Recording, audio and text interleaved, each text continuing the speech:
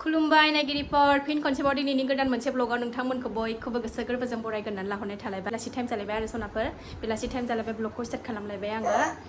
सासेया नै बै बिबैनाव थांनो नागिरदों नालाय बै न' खाथिनि बिबैनाव जों थांबाय थाग्रानाव मैगं हैनो थांनो नागिरदों ओमफ्राय ओंखारखांबाय नालाय थाला आरोखि ना गावहा रेडि जाखांखाबाय नालाय नेथ'ला आरो दा बिब'आ टिउसनाव दङ टिउसन गथ'वाखै ओंखायनो दा नेथ'गासिनो दं बिब'आ टिउसन गखांबाथाय थांसै आरो ना सनाफोर थ' नायलां दिनैबो अननानै भिडिअखौ जोबजासिम जायफ्रा डेलि ब्लग भिडिअ आंनि भिडिअखौ नायनो मोजां मोनो आरो ना अननानै दसेबाबो टाइम होनानै नायदोलाय आरो आंनि चेनेलाव सोरबाफोर गोदानबा वेलकाम खालायो भिडिअसफोरखौ नायनानैल' डाटा मोजां मोनदोंबा साबस्क्राइब खालामनानै ला बेल आइकनखौबो क्लिक खालाय जाहाथे आं गोदान भिडिअ आगारोबानो नोंथांमोननियाव नटिफिकेसन थांनाय बायदिथ' गखांबाथाय थांसै नेगासिनो दङ टाइमाबो दा 5:30 जाबाय 6:00 गगोन नालाय 6:00 गखांबाथाय थांनोसै खाथिखा नालाय बारा गोजान नङा ओंखायनो न'नि ड्रेसखौनो गाननानै ओंखारबाय आरो ना बे गरमावलाय आरो गथ' गथाय नालाय माथो ड्रेस गोदान गानबाय थानो ना सनाफोर जोंना बिदिनो साबा जुब्बायैनो जायो थांसै नामा हाय होनदो दे हाय थाला धैर्य गैला थांसै थ' नायलां अननानै भिडिअखौ जोबजासिम गारिखौबो हाननानै लाखाबाय मैगंखौबो आलायनानै लाखाबाय थांनोसैल' गबाथाय बाबा हाय बाबा होनदो दे ओंखारबाय सनाफोर फिसाजोनाबो टिउसना गबाय ओंखारबाय जों दा थांनो नै फिसाजोनाबो टिउसना गबाय फैद' थाबनो 6टा बारलायलायबाय बेखौनो गानबानो जासिगोन ना आगैया थांग्रोबावबाय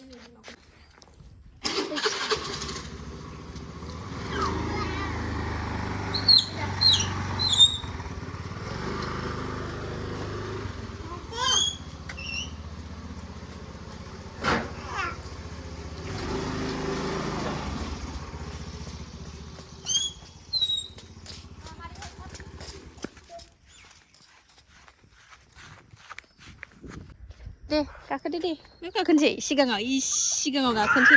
दे गाखोगोन ना र' आब' फैग्रोथों ना आब' फैग्रोथों र' फै होन आब'खौ फै आब'आ थाला मारिदों नै आबैनि मैगं सबाय बिमा लाबाय मैथा एसे लाबाय दाखालि गाव फैबा सबाय बिमाया फिसासोमोन ना रानाय गैयामोन ओंखायनो मैथाखौल' लांनो मोनबाय सबाय बिमाखौ लांनो मोनासै ओंखायनो हैनानै फैनोसै दसे थ' थांगोनसै सनाफोर जोङो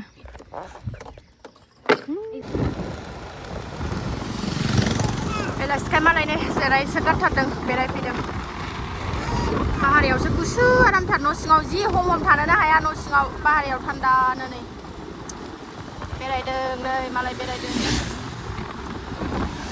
आयौ माबायदि बाइक साखाव लांदों नालाय फैखागोनसो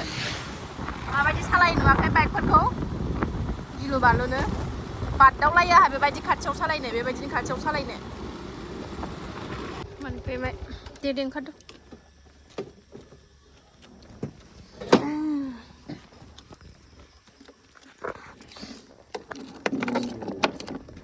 बबाव फैखो आबैनाव फैबाय खाथिसोखा बारा गोजान नङा जोंनिफ्राय सुमन गोजौआव गाखोलांनि जोङो आइया दुगैदों गोजौआव गाखोलांनि एसे बार जानि बार आयु थास' आथिङा मालानि मा जादों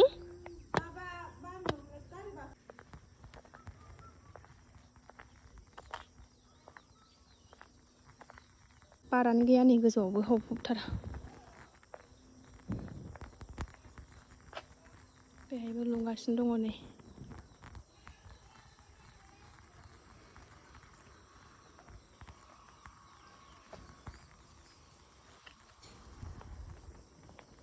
ओरै बारहरनो मोजांथार नै बिसिनाव नै बेनिफ्राय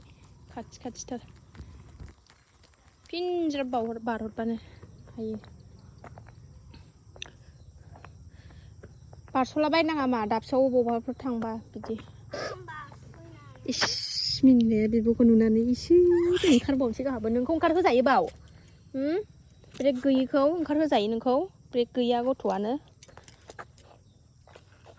थाङा थांसैथ' गाहायावथ' गिथारो आं नोंखौ लानानै थानो ब्रेक गैयि मानसि हाजों दा गेले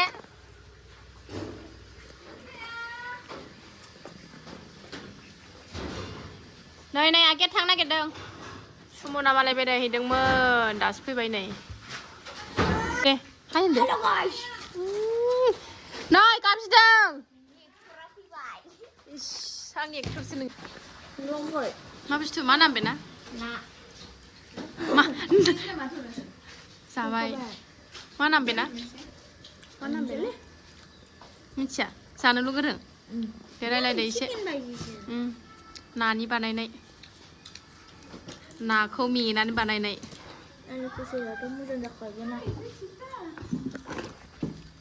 लांदो नै बेखौ मा जाबाय थादों सुमनिया हेलो गाइस ये बाजीनि भिडिअखौ लाइक खालाम आंनि भिडिअखौ लाइक खालि बिदिल' होनो बे ना फैसा मोनबा पार्टि होनबाय थायो साहा लोंसै जोंहा साहा लोंनानै थांसै नै 7था जालायलायनोसै टाइमा गरा साहा लोंसै नै माबायदि सेदों नालाय बिबैनिखौल' नांगौ बेनो बे फैबाथाय बिबैनि बुस्थु सेग्रा आरो बियो खुगा सिंनि नङाबानो जाबावा एखनबाथ' ओरैबादिखा सिंग्राजों साहा लोंदों नै दासो हाव हाव मोनफिनबाय बे गरमनो थ' थांसै थ' 8था जालायलायनोसै नै जोंहा दाबो थाङा फैयाहाय नै दाखालिसो नुबाय थादोंमोन आं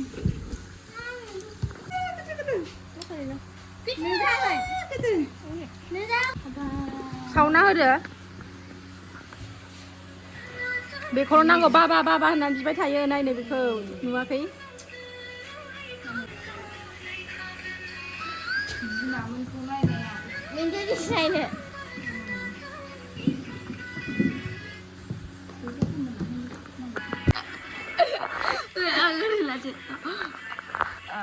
हेल' आं लानायखौ नायब्रा बेलाय बे आखाइ जाबायना आंनि बिलाइ ओरै थालाय आखाइया ओरै बेजोंब्रा ओरै हमदो ओमफ्राय नोंखौ देखायनोबा ओरै देखायदो ओरै फिदिं लाय बाजियायलै गावनि इउटुब चेनेलखौनो मानो लाजिखो लाजिहाय आङो बाजिनि भिडिअखौ सब्सक्राइब खालाम लाइक खालाम खोनाबाय ये डीजी जम्बी हेलो गाइस मैं है सुमन ये देखो ये है एक लड़की खास अच्छा सा डॉक्टर है ये देखो शक्ल तो दिखा बेचारा इसका बस इसलिए ये डिप्रेशन में है ठीक है मैंने बोला और किसने बोला होगा ना गाइस बाय बाय बाय बाय गुड नाइट थ' थांसै 8था जालायलायबाय नै जा दाबो थांनो रोङाखै थ' आबैजों आबैजों ससे बाम जाथ' आं गारि फिदिंनि 8था जालायलायबाय दासो थांनो ओंखारबाय नै नै गोबोरखि दं लागोनबो गारिया सोआ आइबोना गारिया बे गस्लाया दं न'आव सफैबाय जोङो गावनि खामानि नै संनाय खावनाय जुरिदोलाय आरोना जुरिदो माने ओंख्रिया दंखायो आलु ओंख्रि दावदैल' रुनांगौ ओमफ्रायो माबा मा होनोमोनलाय ओंखामल' गुदुं गुदुं संनांगौ दानो मोनो संसै ओंख्रि दंखायो नालाय ओंखायनो एसे गोबाव थानानै फैबाय आरोना टाइम 7था 6:30 थांखानाय जाखादों जोंबो ओंखायनो एसे गोबाव थानानै फैबाय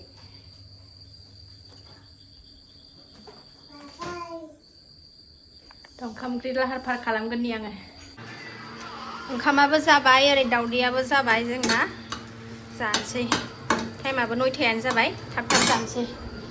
आरो खोबावलायबाय नोङो र'